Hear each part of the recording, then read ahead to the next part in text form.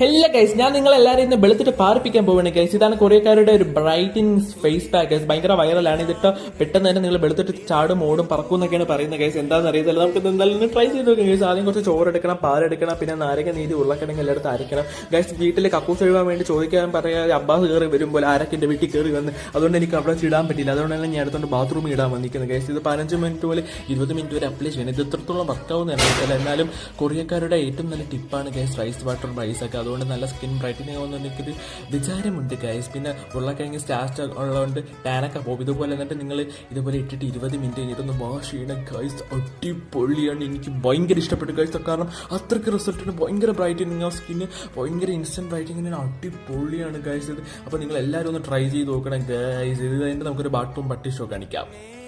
മേഘപാളി താഴെ മഞ്ഞു തൂകി നിന്മൈ മൂടി